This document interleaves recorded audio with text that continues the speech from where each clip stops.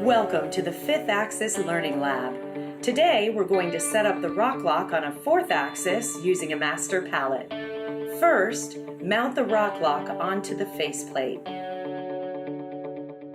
Make sure to lightly snug the bolts.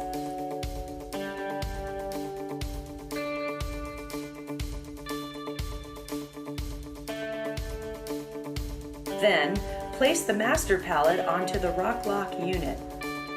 Using an Allen or a torque wrench, tighten the RockLock to 30 foot-pounds.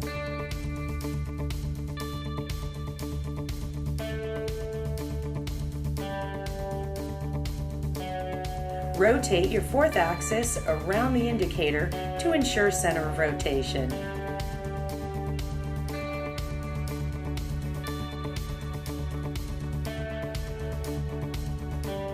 Check your indicator runout.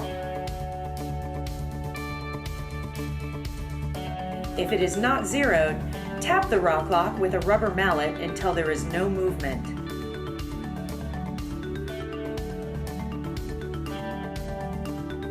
Use the precision ground side of the master pallet to sweep in and establish your axis.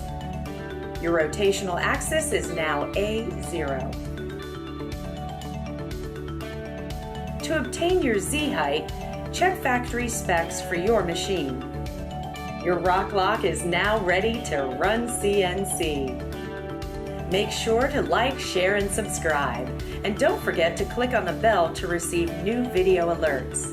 We want to hear from you. Let us know what you want our next video to cover in the comments.